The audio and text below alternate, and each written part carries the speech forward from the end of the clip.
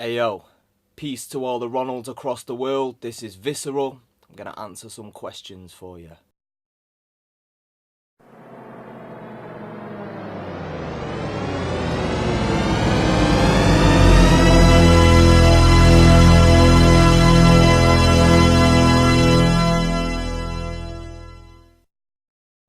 Yo, what's good?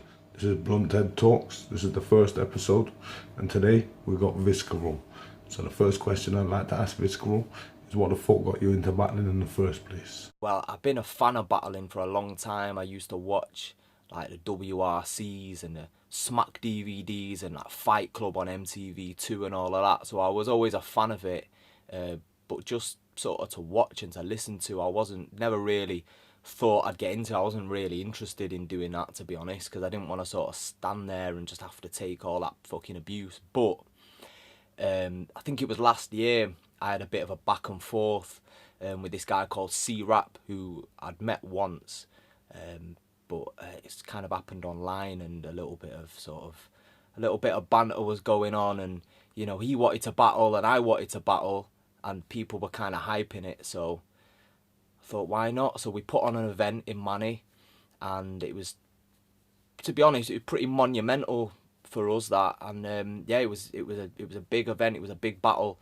and it was sick. And I kind of got the bug after that. And then Boats Dog Baby, he contacted me and he asked about coming on King of the Ronalds, and I thought, yeah, man, like I like King of the Ronalds. I was a fan. I'd seen Pedro EMCing people, and I thought, yeah, man, I won't mind getting on that league. So that's what happened. That's how I got into it.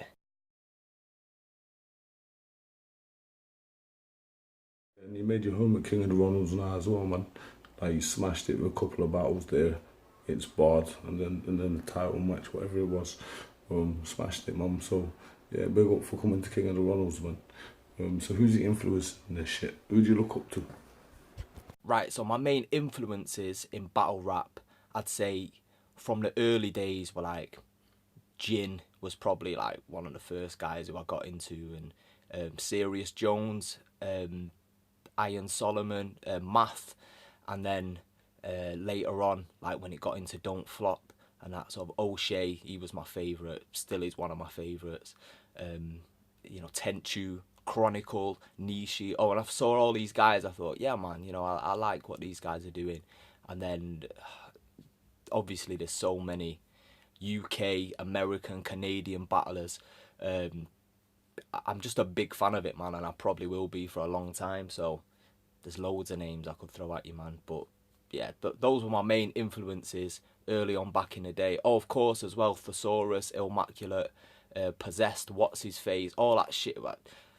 I thought that was all freestyle, and it was mind-blowing to me back then. Now I know it's probably a bit of a mix, you know what I mean? But it was still fucking sick, you know what I mean? I think those guys are ill, and I suppose hearing that made me get into it, you know what I mean?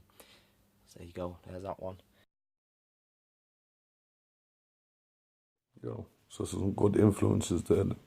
So following on from that, who's your favourite battle? Like, what's your favourite battle? Just off the top of my head, might be a bit of an obvious one, but Cannabis versus Disaster, that was just great on many, many levels for me. It was funny as fuck. uh, I don't know, man. It was just weird, and I don't think anything like that could ever be replicated, man. It was just fucking mental. So there you go. There's my answer for that.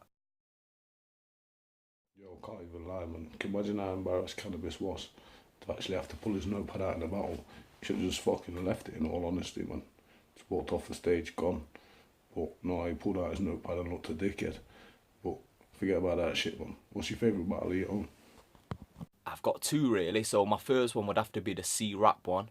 I was really happy with the way that went, and the build up to it and everything, just it kind of felt, it felt like a real occasion. It didn't feel like something that had been thrown together for the sake of it. It kind of happened naturally. And then my other one is the Hulk battle, which unfortunately, never got filmed, and that, or the footage didn't come out. But for the people who were there, the privileged few saw that. I was really proud of, really happy with how that went, because Hulk is fucking sick, man. He came with some hard shit for that. I had more jokey shit, but we both had like a lot of freestyles and little rebuttals, and it was just a real good battle, real good atmosphere, because it was in a little smoking cabin as well that was just getting hot boxed out, and everything about that battle was just fucking great, man. Yeah, man, to be honest, yeah, you battling, man. I've seen you getting better and better, but pretty much all your battles were entertaining still, man. You did 2 back to back. That was fucking mental. But anyway, one battle that you did have, which popped up out of nowhere, went on no flyers or nothing, was Kendrick Lamar. Like, what the fuck happened there, man? Right, so I was facilitating this event, which was like a youth music event about hip hop and grime, and there were loads of young artists there, and there was meant to be like a special guest MC there, so I presumed it'd be someone like, I don't know, fucking Chipmunk or Dappy or someone like that. Turns out it's Kendrick Lamar, and I'm a big fan of Kendrick Lamar, you know what I mean? And really like his music, I like what he's doing and that. So he rocked up, but he rocked up 2 hours late, yeah, with all his bodyguards, all his entourage and that, yeah. Got on the mic, and to his credit, you know what I mean, he jumped straight on the mic, and he started freestyling. I thought it was dope.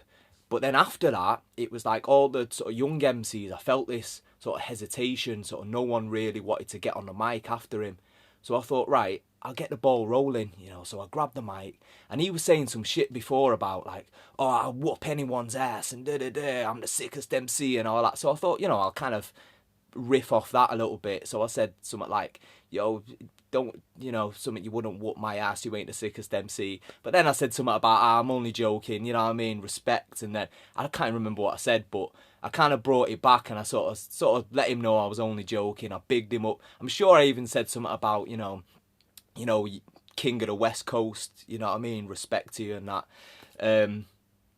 But then I don't know, man, I guess his ego kind of got a little bit hurt. So I was ready, I was going to pass the mic to some of the younger MCs, but then Kendrick like gripped the mic off me like that, and he said something like, this guy wants to battle. He said something about putting me in a saddle, which I don't know what that means. I think that sounds a bit S&M to me, but whatever. But all the sort of kids and that were sort of hyping it, but after that, I couldn't really hear what he was saying. I didn't have a fucking clue what he was saying at that point, because my ears were battered as well. I'd been stood there right next to a drummer all day and that. So I could just hear everyone going sick, and it sounded like he was going in on me. So I just thought, oh, whatever, man, just fucking keep it moving. And then he fucked off. He was there for all of 10 minutes. He was meant to be doing a Q&A and that didn't happen. 10 grand he got paid for that as well. 10 grand. But anyway, whatever, that's beside the point. So that's what happened with Kendrick Lamar anyway. And then everyone starts like sending me messages on Facebook saying, oh, you're in this video with Kendrick Lamar and that. And I cringing, oh, for fuck's sake. I see all the comments. I couldn't even watch the video. I've not even watched it back now, but I just see all the comments like, yo, Kendrick, kill that white boy, fuck that cracker and all of that. I was just like, oh, for fuck's sake, man. So for about 2 weeks, that was just the bane of my life, man. Just getting all these messages. But yeah, it was one of those things that wasn't really, it wasn't a big thing for me, but people made it out to be a massive thing, and it kind of pissed me off that was the one thing that's kind of got me the most recognition, you know what I mean, in hip-hop. After all the fucking tracks I've put out, all the music I've produced, the battles I've done, you know what I mean, and that little freestyle, whatever, that was kind of like a big thing that blew, whatever, you know what I mean, that's the way it is, isn't it? Yo, so all that being said then, if you could battle anybody, like anybody in the world, whether it's UK, America, King of the Ronalds, don't flop, who would it be? I would say Kendrick Lamar, you know what I mean? I would like to actually have a real battle with him. But let's be honest, it's not going to happen. Why would he be interested? You know what I mean? He's out there touring the world, and promoting his sweatshop trainers and stuff like that. So well, it's not going to happen, you know what I mean? But hypothetically, that would be my choice. So what's your plans with your music career then? Like, where's that going? What are you doing with it at the minute, man? You got any plans for any albums, any mixtapes, anything like that? Anything dropping? So I've been on a bit of a hiatus myself with the music. It's kind of slowed down a little bit, but I have got a whole album pretty much recorded and produced. I've just got to mix it and master it. It's my group Potent. Plus, I'm sitting on like 2 albums worth of tracks of my own as well. Again, it's just a case of mixing a lot of them and mastering them. And you know what it's like working full time and you know trying to find the time to do that. But I'm finally getting a little bit of inspiration now, a little bit of motivation to get back on it. So if you want to hear my music that I've put out in the past, it's on concentratedrecords.com. So have a listen to that. Anyone I'm going to be, you know, battling in the future, have a listen to that. Feel free to take the piss out of it because I need the promotion. You know what I mean? But music isn't a career for me. It's a hobby. It's something I love doing. I don't want to make it a career because I don't ever want to have to, you know, make it a job. It's just something I like to do in my spare time. I love music. I love hip hop. Even though the fucking founder of hip hop, you know, it's not looking good for him, is it? He's a fucking nonce, but whatever.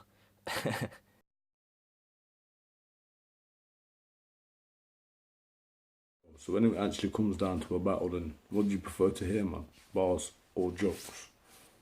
For me, I would say jokes, you know what I mean? It's all I watch battles a lot of the time just to catch joke. But you can't just stand up there and tell jokes and just be funny. I think it's got to be constructed in a way that's, you know, you have to be able to put bars together.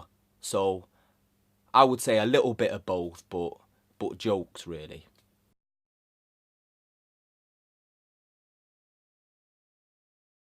So there's a few people about, man, I'm like, you hear rumours all over the place. There's a few people that have paid for some of the battles. But the question is, would you pay for a battle? Like, if it meant, you know, some extra promo, would you pay for example, like O'Shea? Would you give him like a couple £100 to battle, or even fucking Disaster, a couple of bags? Like, 'cause there's a lot of rappers out there that would do that, man. Because you can see why it's good figures and shit, man. Like, it's business at the end of the day, innit? So, is it that bad? Would you pay for one? The only time that I would ever pay someone to battle me would be if it was at my own event, which I was putting on. So in that case, I'd think of it as I'm booking an act. But I would never pay to battle on a league like King of the Ronald or Don't Flop or anything like that. You know, whatever, I'll pay my own travel there, you know, if I think it's worth it, but I'm not going to pay a fee to go on and battle on a channel. But having said that, you know, if people feel like they have to do that or they want to do that, then, you know, I'm not going to knock their hustle. If that's what they feel that they need to do to forward their career, then good luck to them, fair play, but it's not something I would do. Just going over what I was saying earlier, then about having two battles back to back. Like, what the fuck was that like, man? That must have been crazy. Not just prepping for two battles, actually having two battles back to back. Trying to separate that shit, man. It must have been fucked. How did you cope with that? So for those who don't know, last year, I think it was last December, I battled Deafening and then Bard just back to back with no break in between. To be honest, that wasn't really that hard. The hard thing was having to memorize 3 battles, not two, but 3 battles, because 142 was also meant to be part of that tournament, but for whatever personal reason, you know, he couldn't do it. So I actually had 3 battles. So I had, what, 9 verses in my head for that. And you might notice in those 2 battles, in the Deafening and the Bard ones, I don't really do any freestyles or rebuttals or anything, because I was just trying my best to just remember that shit, you know what I mean? I've not got the best memory in the world, but I just wanted to reel off my verses, and thankfully I got through them. But yeah, the hard bit was that having to memorize 3 battles in about 2 weeks. So, you know, so there you go. And write them, obviously. So, yeah, I think it went alright for me anyway. So what the fuck does the future hold for King of the Ronalds, man? The roster's getting a lot better. I mean, we ain't got to bother with people like 142 no more, man. Because we got better battlers than that now, man. He was shit. So what's the future got? Right, in the future, I reckon KOTR is going to keep growing. The popularity of Don't Flop is probably going to decline. I love Don't Flop, you know what I mean? But I think, I don't know, maybe the Don't Flop USA is going to take off. The UK side might start to decline. KOTR will take it over, and then that'll become the big platform for the UK. And then that's going to start to become oversaturated with loads of middle class posh rappers. And then another little league's going to come, and then all the fucking real heads will go to that. And it's just going to be a constant cycle that'll go on forever. That's the future of King of the Ronalds. There you go. So how do you prep for your battles, man? Like, I found, because I'm getting old, man, I need longer and shit, man. It takes long for that shit to go in. Like, I'm a few weeks prep, man. I'm a bit fucking... That's about what I need, man. 3 weeks minimum. So, what about you? How long do you take? How do you prep? How do you memorise your shit, man? Right, so usually in the battles I've had, I've kind of written them in drips and drabs, little bits, write a couple bars here, couple bars there while I'm out and about, always keep a notepad with me. I don't write in my phone, you know what I mean? That's just, I'm old school, man. I like pen and paper, so I'm always just jotting shit down, or, when I'm just going about my daily business. And then I try and write it as fast as I can, so then I can memorise my shit. That's the process for me. Usually when I'm doing a washing up, or when I'm doing the laundry, or when I'm doing little menial tasks where I don't usually have to use my brain, that's when I just, recite it and try and get it in my head so it's second nature. That's my method. So here's the big question then. Who the fuck's going to be the champ at King of the Ronalds then in a year's time? Like a year down the line, who's it going to be? Bard, Mackenzie, somebody else, Lil Maisie, forward movements, yourself, me? Who is it? I reckon in a year from now, the King of the Ronalds champ will be either Blunt Ted or Chucky P. It's a bit hard to tell with Chucky P because he's only just come into it, but I can see Blunt Ted sort of steadily progressing, and he's one of those little like threats that's going a little bit unnoticed, but people aren't noticing. He's taking off a few heads here and there, and I can honestly see him being the champ in a year's time. Either that or Bard will beat Mackenzie next week or whenever it is, and then he'll beat whoever the next contend, and then in a year's time it'll still be Bard, because what'll happen is he'll beat, the crowd will all cheer for him, and then his videos will come out, and then everyone online will be all bitching about it, going, yo, fucking Bard shouldn't have won that shit, but it'll still keep happening for like another 10 years or whatever. So Bard will just be the undefeated champ forever, but the most hated on the internet as well. That'll be pretty funny if that happens, to be fair. It's a simple question for you, man. Pokemon Go or Pokemon No? Definite no. Not into that shit. Finally, man, just a phone one, man. Where the fuck is Jefferson Price? Tell me, man. Nobody knows where he's gone. Disappeared. Into the woods. Grew a beard. Sold himself a hat. Where's he gone, man? It's funny, that one, actually. It's funny you asked that about Jefferson Price, yeah, because I was in the Lake District the other week, and I was up on this hill, and there's a little monastery, and some of the monks were there, and they invited me in for some food. I was like, all right, I've been walking all day. It was a really hot day, and that they invited me in, had some food with them, and one of the monks was Jefferson Price. And I sort of asked him what he was doing, and he said, he's the life of sin that he was living. He had to turn his back on it and turn his life round for the redemption of his soul. So now he's a man of God, and he's living up in the mountains, and he's a monk. You know what I mean? He's got the bald head and everything. So I can tell you firsthand that's where Jefferson Price is now. So much respect to the man.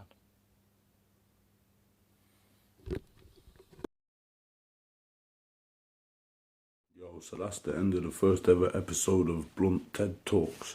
Thanks for Visceral for fucking doing an interview and fucking all this shit there, man. It's been sick. King of the Ronalds. Peace.